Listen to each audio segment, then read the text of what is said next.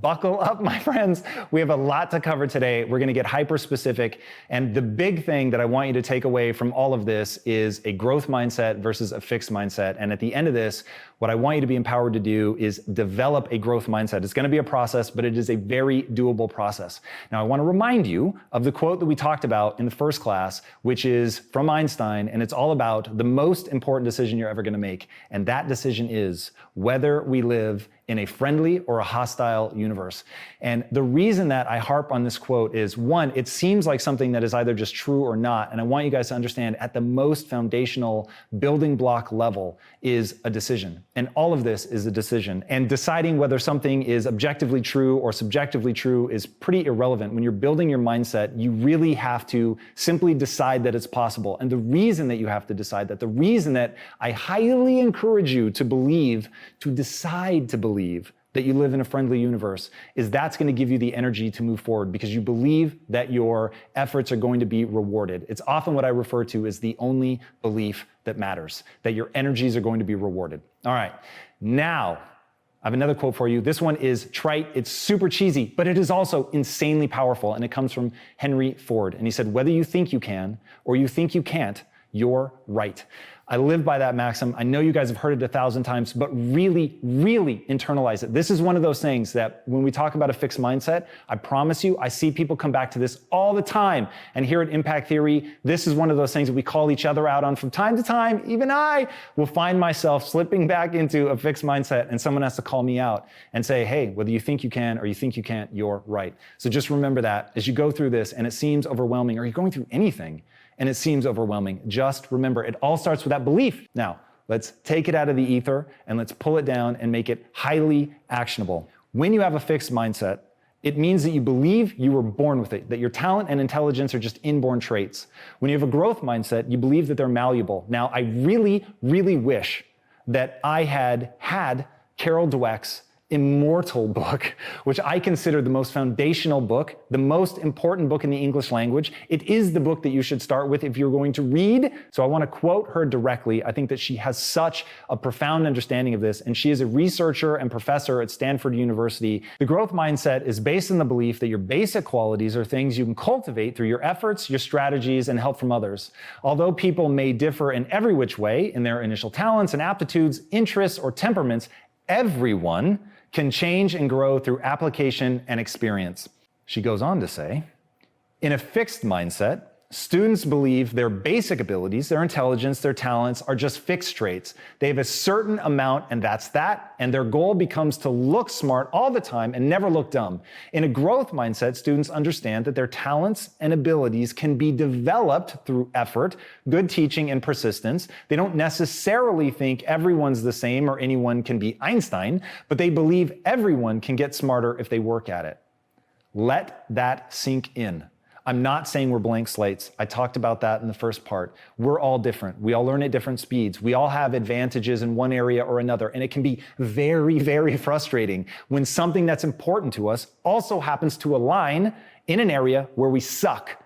But I want you to understand, even though you may never be Einstein, even though you may never be Jordan or Kobe or whoever it is that you look up to, you can always get better. And one of my favorite examples, if you guys are basketball fans, which ironically I'm not, but I know this example, there was a guy that played against Jordan whose name was Muggsy Bogues. Muggsy Bogues was 5'3". 5'3" is the shortest player ever to play in the NBA. And he had an extraordinary career from a stats perspective. He's one of the best that ever played the game. And he did it all while being 5'3", and he just fucking outworked people. He put in the work. He hustled his ass off. He didn't take no for an answer. And part of it was he grew up in the inner cities, and he so desperately wanted a way out that he chose to believe that no matter what people told him, no matter the fact that the deck seemed stacked against him, that even though he may never be better than Jordan, that he could become extraordinary. And that's what I want you guys to believe. Again, it's the only belief that matters. Once you believe that you can get good at something, that you can get great, that you can even become extraordinary through an inhuman amount of effort, then you'll take the steps. Why? Because you know your efforts will be rewarded with results. That is the most important thing for you to believe, that your energies are going to be rewarded, because then you'll move forward. All right, here are the required beliefs if you're going to build a growth mindset: that you're roughly average. I don't need you to believe that you're extraordinary. Most of us are hopelessly average. That's what I'm always telling people. I was hopelessly average when I started. Nobody expected me to succeed. When I was growing up, nobody pointed at me and said, hey, that's going to be the kid that's going to do something with his life. My own mother, who's always been my biggest cheerleader. When I left for college, she quietly assumed I was going to fail. It was pretty hysterical. I didn't want to go to college. Not that I didn't want to go to college, but I didn't want to leave this state. I had this moment of panic. All my friends were going to a state school. I wanted to stay home. And it was my mother that kicked me out of the nest and all but forced me to leave. And then it's been every day since then trying to claw me back. And so one day I just asked her, Mom, why did you kick me out of the nest if you were just gonna so desperately try to get me back? And she said with absolutely no malice, I just always assumed you were going to fail. And I didn't want you to wonder, what if? And that was actually a really powerful gift for me, to be put in that perspective, to know that the person who cheered me on the loudest, just based on my behaviors, based on how lazy I was, based on how little work and energy I put into my life, didn't think I was going to be successful. My best friend recently, this was a really fun conversation, and my wife was right there, was there. I have witnesses. He said, yeah, dude, I just always assumed you were going to marshmallow, that's his quote, you were going to marshmallow your way through life. My father-in-law, when I went to ask for his blessing to marry his daughter, he said no, because he didn't think I was going to be able to take care of his daughter. Now, the important thing to realize about all these people is they did not misidentify me. They were accurate in assuming that based on my behaviors at that time, that I was not going to go on to be successful. And it is only because I finally cobbled together a growth mindset and began to believe, I decided that I lived in a friendly universe. I decided that the brain was plastic, that I could learn new things, that it wasn't set in stone at my birth. I decided to believe that my energies were going to be rewarded. So that is that foundation that you need. So all you need to do is believe that you are roughly average, that average is enough, that beliefs themselves are malleable. This is a big one. A lot of people don't understand that your beliefs, we talked about this in the first course, one of the things that hold people back is their beliefs accrue by accident, and they're not taking control of that. So you want to remember that many of the beliefs that you have in your life as of right now have been cobbled together by accident. You don't realize that they are things that you've chosen to believe. They seem like fact, but you need to begin to question all of these. So you need to believe that your beliefs are changeable. So as you go through this process, if I say something that you think, I could never do that, that is the very belief that you have to begin to change. Going back to our nice cheesy trite quote from Henry Ford, whether you believe you can or you can't, you are right. So we're going to be going through how to take those beliefs and adapt them. All right, your ability to grow and adapt, that's huge. You have to believe in that. We talked about that. It's the one belief that matters. The brain can change. That is another huge thing that is absolutely tied to you believing in yourself and your ability to get better. And for me, being able to imagine the process, and it's outside the scope of this class, but I highly encourage you guys to go research that and watch some of the videos as the way that neurons connect to each other and the way the connections are formed and learning happens. Being able to imagine it is very powerful. But for right now, you're going to choose to believe that the brain can change. And you need to believe that the brain changes via disciplined practice. So simply doing something over and over and over, that isn't going to do it. You've got to go into the areas that you're weak. I know everybody wants to practice the things that they're good at. And so that becomes just blind repetition. That's not what we're talking about. Improvement happens via disciplined practice, breaking things down to their constituent parts, picking the things that you are bad at, practicing them in a disciplined fashion until you are better. That's the way that you're going to level up your game. And speaking of leveling up your game, action cures all. You are not going to get better by pontificating. You're not going to find out whether you love something enough to really go after it by thinking about it. You're going to answer these big questions in your life by taking action. And we're going to talk about a massive bias towards action a little bit later.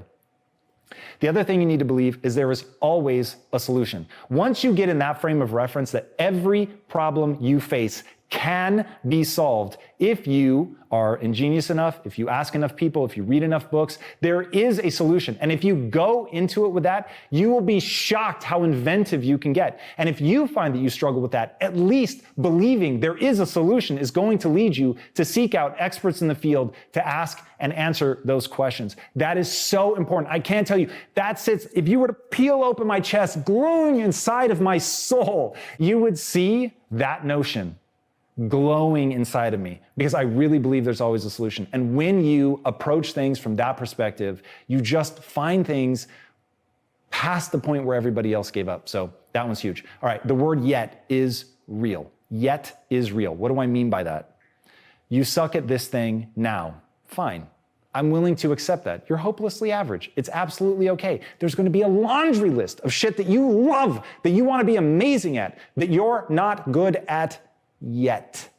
And once you put that word yet on the end, everything changes, because it reminds you, I have the chills, it reminds you there's always a solution. It reminds you that the brain is plastic, that you can get better at anything through disciplined practice. And so once you begin attaching that word yet, you're going to be shocked. You go from having this this gut reaction, this trigger of insecurities, all this landslide of shit that piles on top of your mind because you're feeling badly about yourself. You want to hide from the fact that you're not good at this thing that you value, or the people that you respect are far better than you at something that you really want to be the best at. But you can protect your self-esteem just by amending that phrase, I'm not good at this yet. And that will really open you up. And the last thing I want to talk about is the belief that human potential is nearly limitless. Now, I created a belief system. It's written down. You can get it for free. And it's the 25 beliefs that you need to really empower yourself. And the number one is human potential is nearly limitless. And the reason that you want to cultivate that belief all goes back to the only belief that matters, which is that your efforts are going to be rewarded. So it's worth putting in the time and the energy. And when you stop worrying about the upper limit, you stop worrying about whether you're going to be the next Jordan, you stop worrying about the laws of physics. It's hysterical. I used to say human potential is limitless, and people started wasting their time and mine by debating where that upper ceiling is. Sure, fine, there's an upper limit. I don't give a shit. The distance between where you are today and that upper limit is so fucking crazy far, you're just better acting as if there is no limit. So approach everything with the mindset that human potential is nearly limitless. All right, now it is time to get deep in the weeds. I want to give you guys the exact things that you're going to need to do to actually build a growth mindset. And I want you to know this is a process. It is not something that's going to happen overnight. But in putting the time and energy into this, you are literally going to be able to rewire your brain. And on the other side of this, have a different form to your brain, a different function, and be able to believe in yourself, be able to execute on your dreams, stay open to criticism, and develop. And it's all going to start with taking total ownership of your life. This is one area that I feel a lot of people fall down. And the reason is life is hard. It is so difficult to look at yourself and to say, my life is an exact reflection of my choices. I'm not a victim of circumstance. I'm not succumbing to luck or all the things that are happening around me. I am in control of my life. I have made decisions that have led me exactly here. Now, the reason that that is difficult is because life is so difficult, because we are all going to be victimized. It is very tempting to say that the bad things that have happened to me are something that are happening to me from the outside. But once we take total ownership, we realize one incredibly powerful thing. We can always make a different decision and get a different outcome. Once you understand that, then your mind goes immediately to that notion of there's always a solution. You're looking for the path forward. You're looking for the thing that you need to learn. You're looking for what you need to change. You're looking for the path that's different, that's going to take you away from where you are. And where you're holding on to the power, you're realizing you could make a different decision and get a different outcome. You stay in active mode. And like I said before, action cures everything. But when you feel that you're a victim from things oppressing you from the outside, then you stop.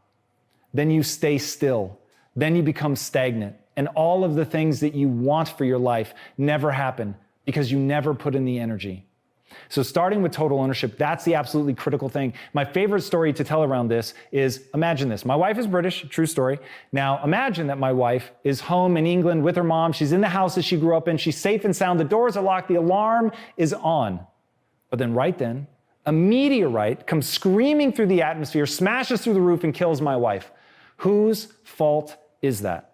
Now, if you don't know me and you're not trying to guess at what I think, your answer is probably going to be, it's nobody's fault, it's dumb luck, divine providence, just fate.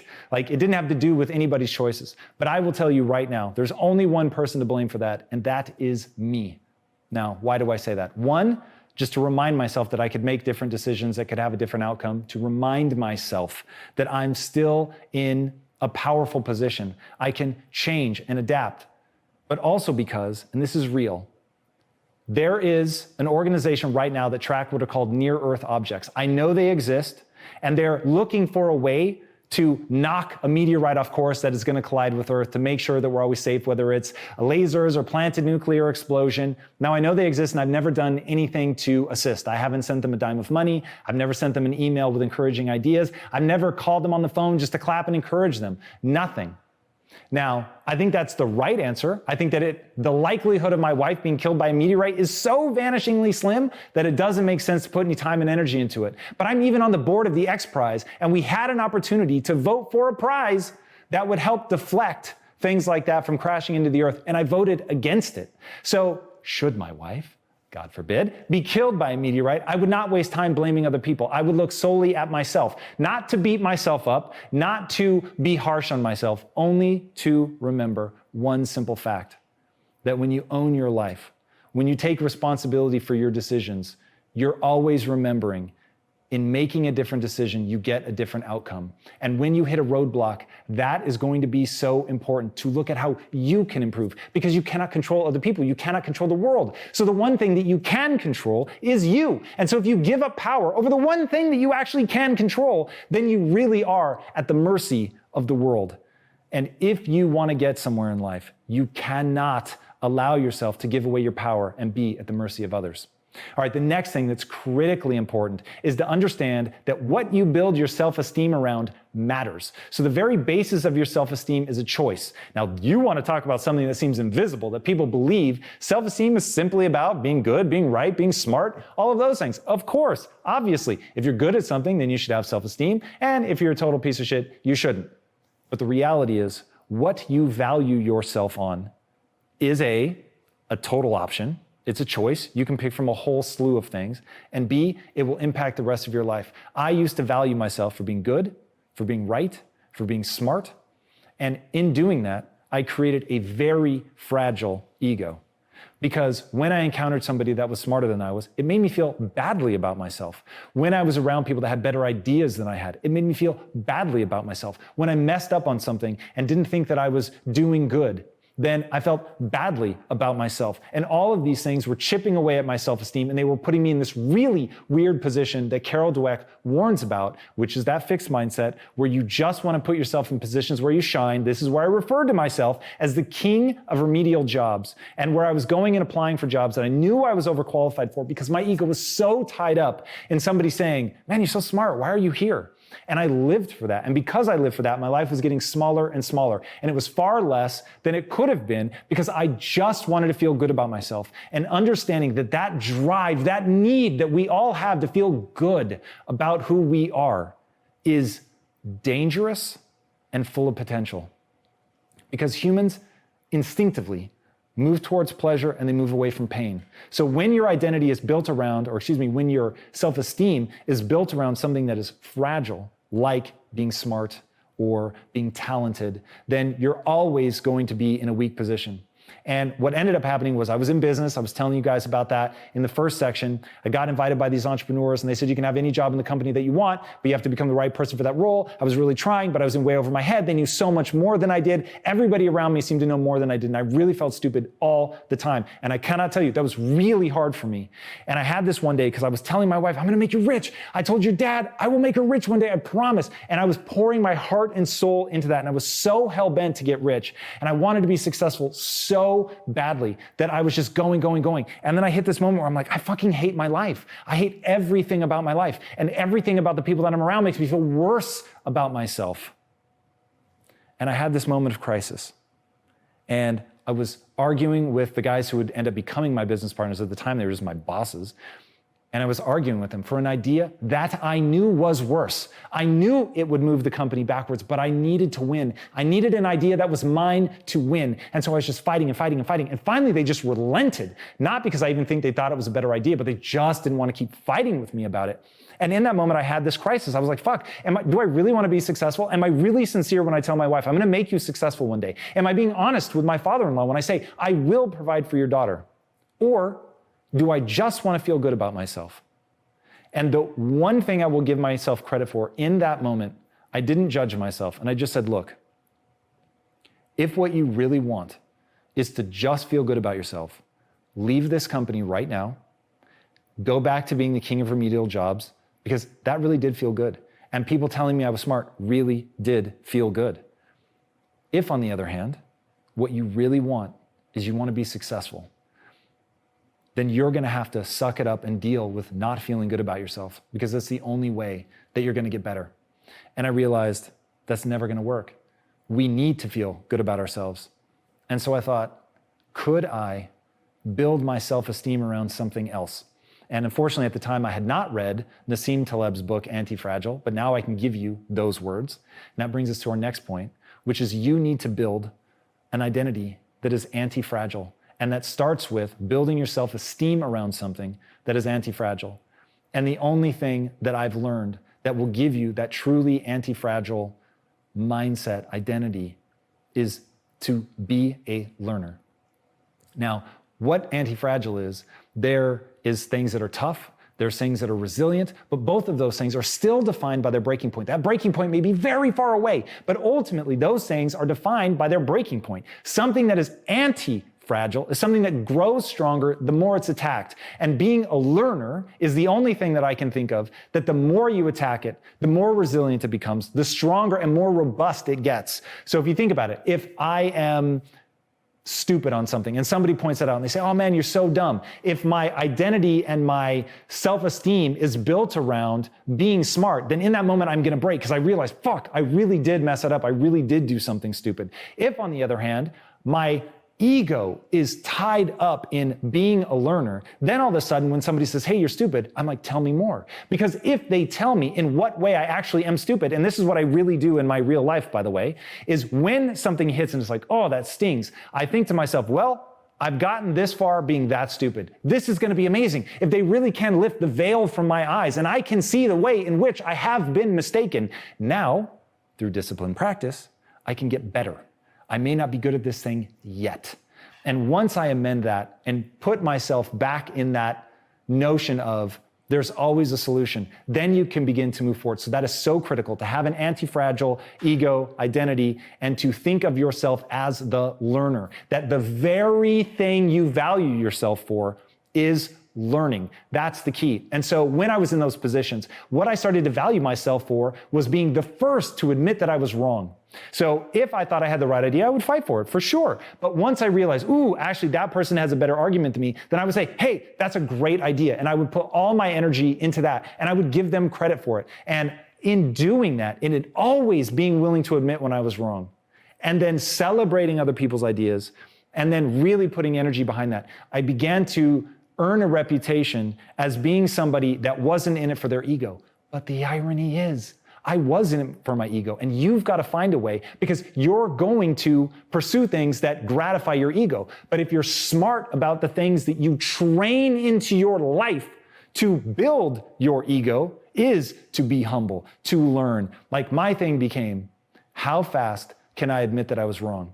How long can I stare nakedly at my inadequacies so that I can figure out a way forward? Not that I want to be inadequate forever, but I wanted to really, truly be able to look at the truth of who I am, that what I'm good at, what I'm not, what I want to put the energy into growing, and whether or not I'm actually making progress. And that became huge. And the way that you end up doing something like that, the way that you end up making that change is through the repetition of your beliefs. Repetition is probably one of the most underutilized things in the world. And there's really nothing complicated here. You just repeat the things that empower you. So go look at those 25 beliefs that we put up on our website and really make those a part of your daily mantras. Interrupting your negative thoughts with those beliefs, it is incredibly powerful. Now, The way to really see all this through, the way to begin making the shift is not just the repetition of those beliefs, it's the thing that you reward yourself for. And you're gonna need to get very good at emotionally rewarding yourself. And the thing that you wanna begin rewarding yourself for is the process.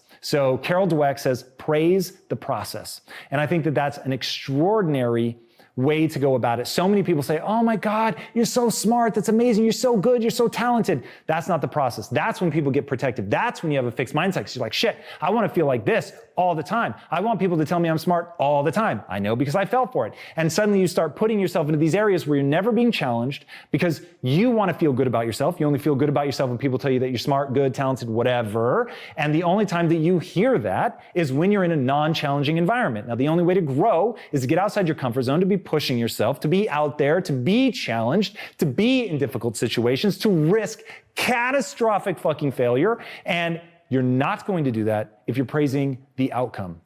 But you have to also be cognizant of only praising effective strategy. So that process has to be useful. And we're going to talk more about this when we get into being aware of the false growth mindset. But know that you don't just emptily, if that's a word, praise the process. You have to praise a process that's actually effective.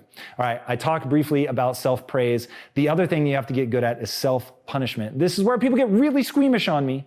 But yes, you have to be able to call yourself to task when you're not doing the things that you said that you were going to do.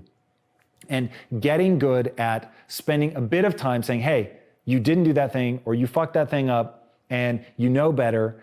I expect more from you. Hold yourself to a standard, to not be happy with yourself, maybe even to take something away or not do something that you would otherwise do to celebrate. That becomes really, really important. Effective punishment, not destructive. This is where people get into real trouble. I'm not saying to beat yourself into oblivion. And if you already struggle with depression or low self-esteem, this is not the strategy for you. You need to go address that first. But if you really want to develop all of your potential, you're going to have to find a way to effectively self-punish.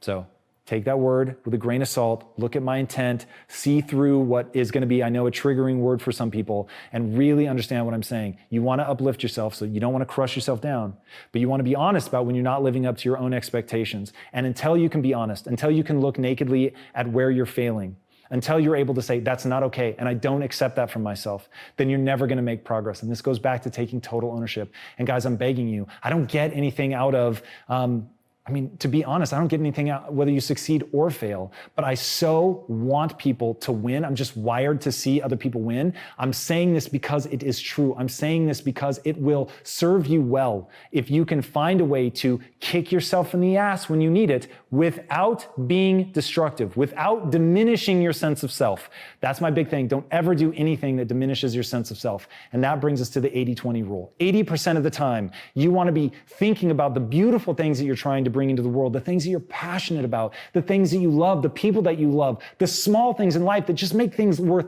living, and never more than 20% in a negative or a dark emotion. If you keep that balance, I think that you'll find that it's very easy to thrive, but so many people reverse it and they spend 80% of their time in negativity. They spend 80% of their time beating themselves up. That's self-defeating. It will never work, and it makes for a miserable life. So you're gonna have to put time and energy into uplifting yourself, into cheering yourself on, into reminding yourself that it's okay to be average, reminding yourself that it's okay for this to be hard, that this is a struggle. And the one thing I would say that you wanna remind yourself it's not okay to do, and that's to give up. You wanna keep making those demands of yourself, keep pushing yourself forward, but spend 80% of your time at least in positivity. All right, as they say, you are the average of the 5 people you spend the most time with.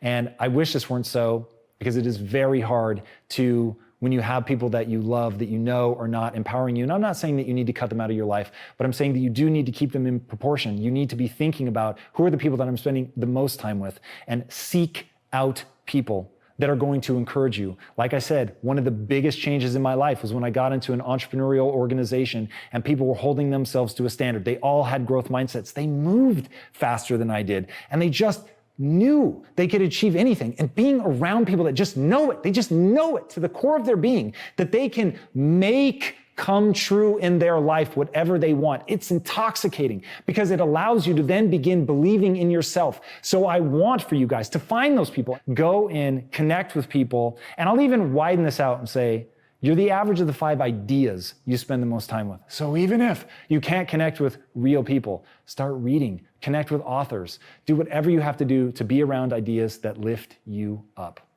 All right, Carol Dweck has an amazing notion that she calls the false growth mindset. And this is where a lot of people get themselves in trouble. They think, oh my God, a growth mindset sounds amazing. Of course I have a growth mindset, because we're all tempted to believe that we only do the things that are awesome and amazing. And what they start doing is they start praising empty process. They start saying things like, well, at least you tried, you gave it effort, effort's all that matters. And that just isn't true. The reality is you cannot praise empty process. That is the false growth mindset. A real growth mindset is about really fucking facing the hard challenges. It's about really accepting where you're weak. It's about really looking at your results. It's about getting obsessed with your results and wanting that. Because remember, your self-esteem is based on being the learner.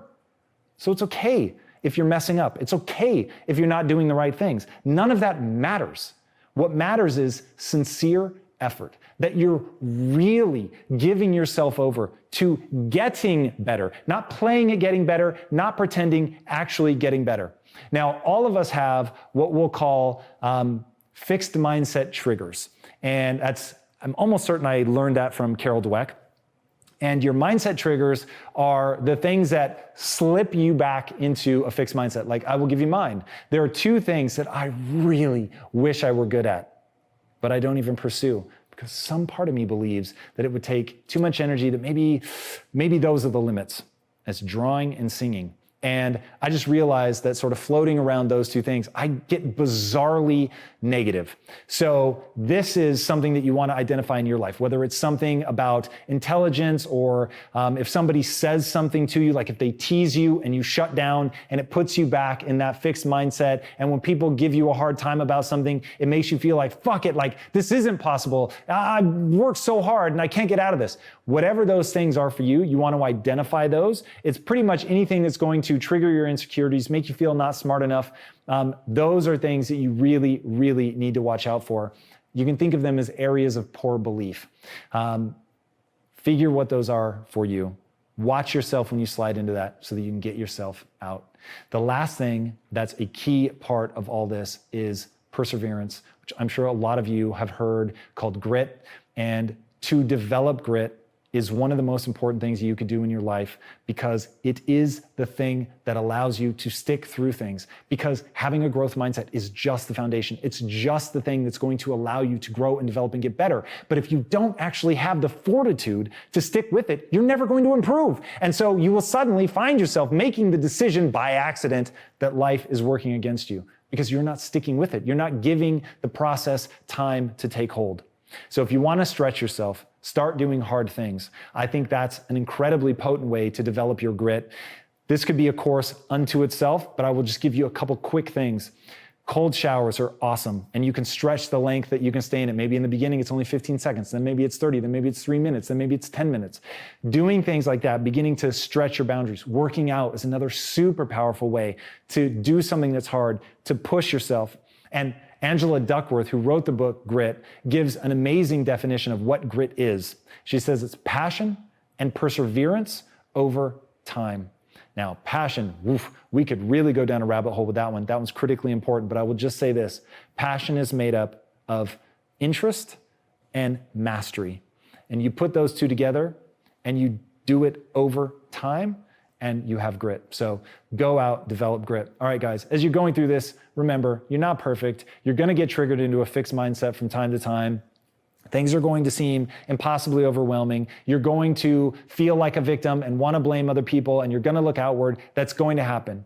And it's about being aware of it. It's about catching it. It's about using your beliefs to interrupt those patterns, using that repetition, coming back to those things. You can think of them as mantras, but reinforcing these empowering beliefs over and over and over. And if you do that on a long enough timeline, This is going to become second nature, and that's really your goal. But I just want to remind you, this is a process. So don't worry about in the beginning, if you're stumbling a lot, if you're having to come back to your beliefs over and over and over, and it feels really hard and it feels super manual, that's just part of the process. And remember, our favorite cheesy quote, whether you think you can or you think you can't, you're right.